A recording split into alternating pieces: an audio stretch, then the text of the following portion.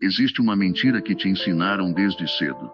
Uma mentira silenciosa, repetida em salas de reunião, em jantares de família, em discussões que você nunca deveria ter travado. Essa mentira diz que vencer uma conversa depende de quem fala mais, de quem grita mais alto, de quem tem o argumento mais afiado na ponta da língua. Essa crença destruiu relacionamentos, destruiu negócios, destruiu a reputação de pessoas inteligentes que simplesmente não souberam quando calar.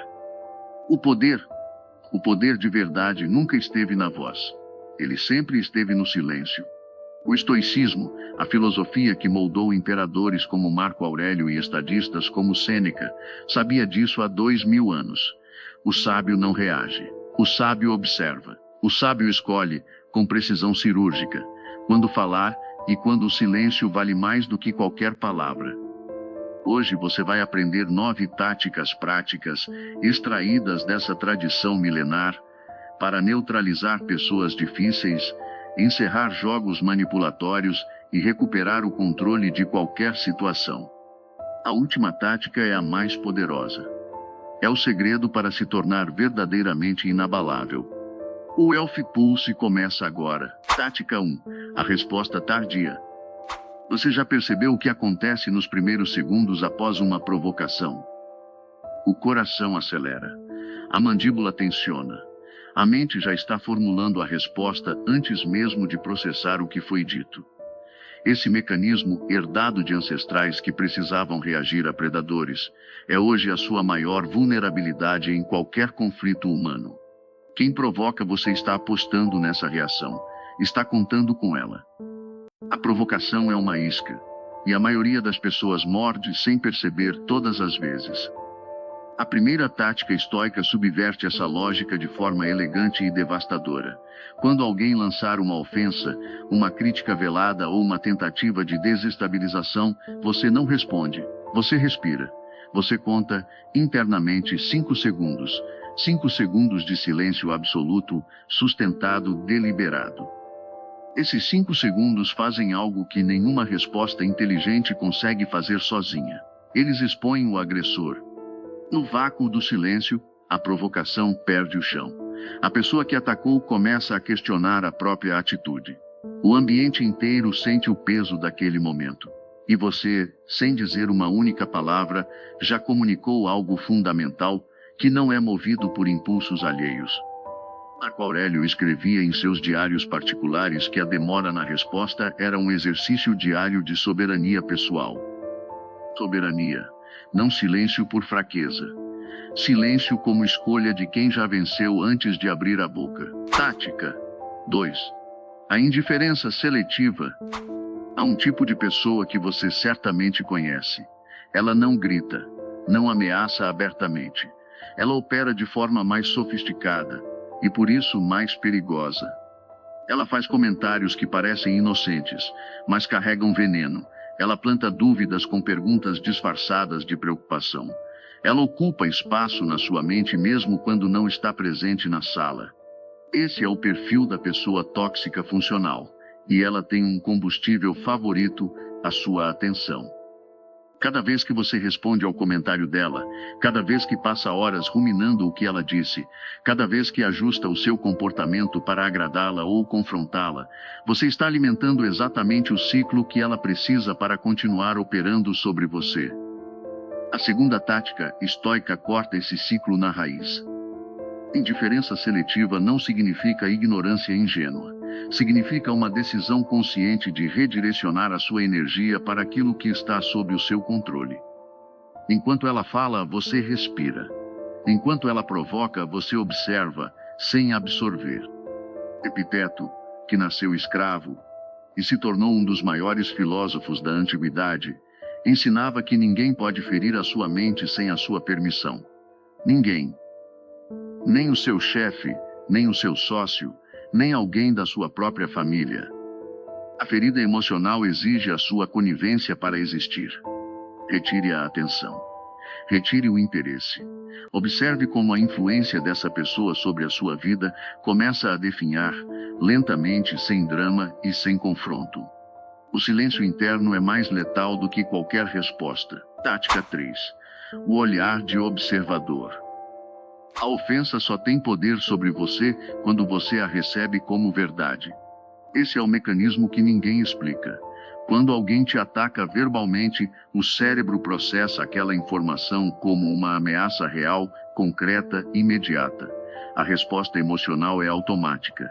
E dentro dessa resposta automática, você perde a capacidade de analisar o que está realmente acontecendo. A terceira tática estoica propõe uma mudança radical de perspectiva. Uma mudança que transforma o campo do conflito em um laboratório de observação.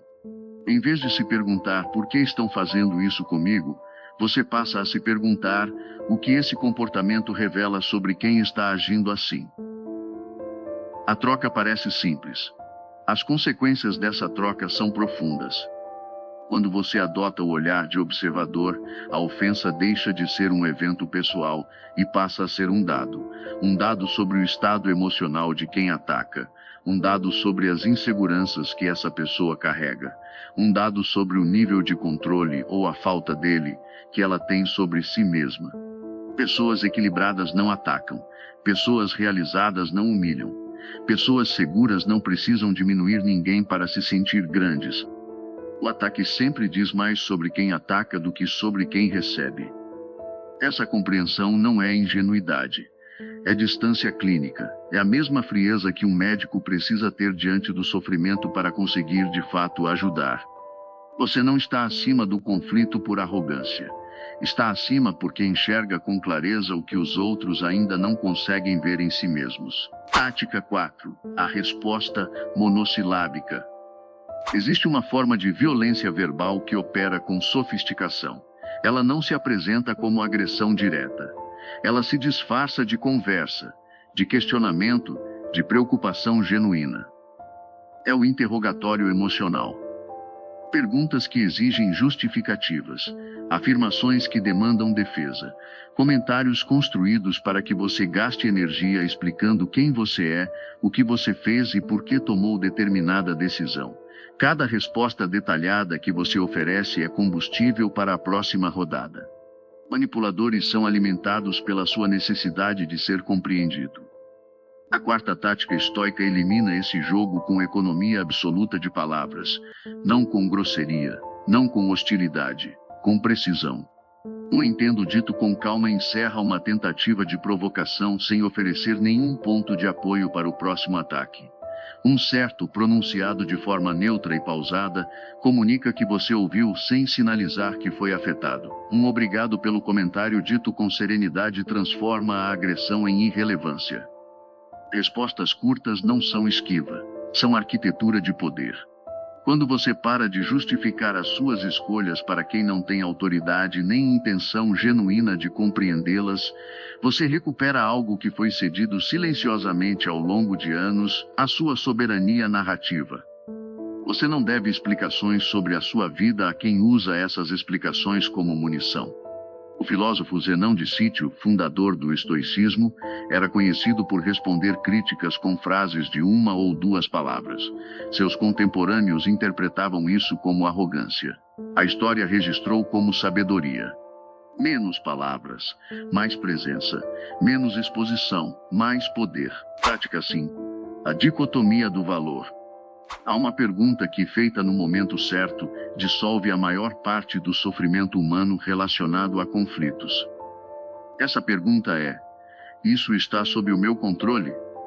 Não é uma pergunta retórica, é uma ferramenta cirúrgica. E quando aplicada com honestidade, ela revela algo desconfortável. A maioria das coisas que nos perturbam profundamente, a opinião alheia, o julgamento de colegas, a narrativa que outros constroem sobre nós, está completamente fora do nosso alcance. E ainda assim, é exatamente nessas coisas que a maioria das pessoas investe sua energia mais preciosa. O estoicismo chama essa distinção de dicotomia do controle. Mas existe uma camada mais profunda dessa filosofia que raramente é discutida. Não basta saber que algo está fora do seu controle. É necessário compreender que aquilo que você não controla também não carrega valor real sobre a sua identidade.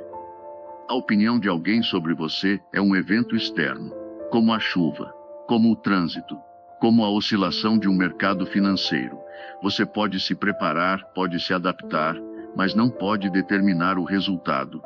Vincular a sua autoestima a eventos externos é construir a sua fundação sobre areia movediça.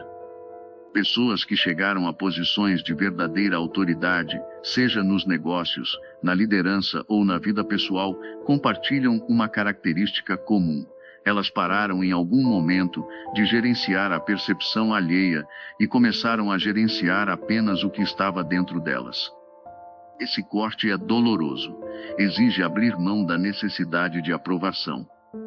Mas do outro lado desse corte, existe uma leveza que nenhuma conquista material consegue proporcionar. Tática 6. O sorriso enigmático. O corpo fala antes da boca, e em situações de conflito, o corpo entrega tudo. Mandíbula tensionada, olhos que desviam, postura que recua, respiração que acelera. Cada um desses sinais comunica, de forma inequívoca, que o ataque chegou ao destino, que a provocação funcionou, que existe ali uma ferida acessível. Quem ataca lê esses sinais com precisão instintiva e os usa. A sexta tática estoica opera diretamente nessa camada não verbal do conflito. Ela não exige palavras, não exige argumentos, exige apenas domínio sobre a própria expressão. Diante de uma tentativa de humilhação, de um comentário construído para diminuir, de uma crítica lançada em público para gerar constrangimento, você não endurece, você não recua. Você sorri levemente com os olhos tranquilos e mantém o silêncio por 2 ou 3 segundos antes de continuar. Esse gesto comunica algo que nenhuma resposta verbal consegue transmitir com a mesma clareza. Comunica que o ataque não encontrou destino. Não existe resposta mais desconcertante para quem tenta provocar do que a percepção de que a provocação foi recebida com indiferença serena. A ausência de reação visível retira do agressor o único retorno que ele buscava: a confirmação de que causou impacto. Os grandes negociadores sabem disso. Diplomatas treinados sabem disso. Líderes que atravessaram crises reais sabem disso. O rosto calmo em meio à pressão não é uma máscara, é o resultado visível de um trabalho interno profundo e contínuo. Treinar a expressão é treinar a mente. Os dois processos são inseparáveis. Tática 7. O foco no agora. O passado é a arma favorita de quem não tem argumentos para o presente. Você já viveu essa cena? No meio de uma discussão que deveria tratar de algo concreto e atual, alguém puxa para a mesa um erro antigo, uma decisão mal tomada anos atrás, uma fase que você já superou e deixou para trás. De repente, o tema central desaparece, e você se vê na posição de réu, defendendo quem você era, não quem você é.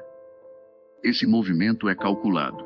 Consciente ou não, ele serve a um único propósito: retirar você do presente onde você tem clareza, e te arrastar para o passado, onde a culpa ainda tem tração. A sétima tática estoica recusa esse deslocamento com firmeza tranquila. O estoicismo tem uma relação muito específica com o tempo. O passado é imutável, portanto, inútil como campo de batalha. O futuro é incerto, portanto, inadequado como âncora emocional. O único território onde a ação humana tem valor real é o momento presente. Quando alguém trouxer o passado como argumento, você não se defende, não justifica, não revisita. Você redireciona com uma frase simples e direta: o que precisamos resolver agora é isso. Essa resposta não é esquiva, é precisão. Ela sinaliza maturidade. Sinaliza que você não carrega culpa paralisante sobre escolhas que já não podem ser alteradas. E sinaliza de forma sutil e poderosa que você opera em um nível de consciência que a discussão sobre o passado simplesmente não alcança. Quem vive no presente é inalcançável por quem só sabe habitar o ontem. Tática 8. A retirada estratégica. Existe uma crença profundamente enraizada de que sair é perder, que ficar e suportar demonstra força, que abandonar uma sala, encerrar uma conversa ou se recusar a continuar um ciclo destrutivo é uma forma de covardia. Essa crença foi construída por uma cultura que confunde resistência com heroísmo e permanência com virtude. É uma armadilha sofisticada, e ela custa caro. O tempo gasto em ambientes que drenam, em conversas que não evoluem, em dinâmicas que se repetem sem resolução, é tempo que não volta. E ao contrário do dinheiro, do prestígio ou de qualquer outro recurso, o tempo não pode ser recuperado, negociado ou substituído. Sêneca escreveu, com uma clareza que atravessa séculos, que proteger o próprio tempo é o ato mais elevado de autocuidado que um ser humano pode praticar. Não o tempo de lazer, o tempo de vida. Cada hora cedida a ambientes tóxicos é uma fração irreversível da sua existência que foi desperdiçada. A retirada estratégica não é impulsiva, não é emocional. É uma decisão calculada, tomada com serenidade, baseada em uma avaliação honesta de custo e benefício. Quando o ambiente não oferece possibilidade real de resolução, quando o interlocutor não está aberto ao diálogo genuíno, quando a continuidade da situação só serve para desgastar, a saída é a resposta mais inteligente disponível. Você se levanta, você encerra, sem drama, sem explicações elaboradas, sem a necessidade de que o outro compreenda ou valide a sua decisão. A sua partida não requer aprovação. E essa autonomia, a de ir embora quando é necessário, é uma das expressões mais concretas de liberdade que um ser humano pode exercer. Tática 9. O autodomínio absoluto. Chegamos ao centro de tudo. Não ao final, ao centro. Porque tudo que foi apresentado até aqui, cada tática, cada perspectiva, cada camada de compreensão sobre conflito e poder, converge para um único ponto. Você é a única fonte real de perturbação na sua vida. Essa afirmação não é confortável. Não foi construída para ser. Ela é o tipo de verdade que a maioria das pessoas passa a vida inteira evitando, porque aceitar essa verdade implica abandonar algo que é profundamente humano. A narrativa de que o problema está sempre fora. No outro, na situação, no ambiente, na conjuntura. O estoicismo não nega que existam pessoas difíceis, circunstâncias adversas ou injustiças reais. Ele afirma algo mais preciso e mais exigente, que a sua resposta a essas realidades é sempre uma escolha que pode ser treinada, refinada e aperfeiçoada ao longo de toda uma vida. Autodomínio absoluto não é ausência de emoção. É a capacidade de observar a própria emoção sem ser governado por ela. É sentir a raiva surgir e decidir conscientemente o que fazer com ela. É perceber o medo, reconhecê-lo e agir com integridade mesmo assim. Essa capacidade não nasce. Ela é construída, diariamente, em cada pequena provocação ignorada, em cada silêncio escolhido, em cada retirada feita com dignidade, em cada momento em que você decidiu responder ao invés de reagir. Quando você se torna seu próprio mestre, algo fundamental muda na forma como o mundo se relaciona com você. Não porque o mundo mudou, porque você parou de precisar que ele mudasse para ser quem você é. Esse é o poder do silêncio. Esse é o legado do estoicismo. Esse é o Elf Pulse.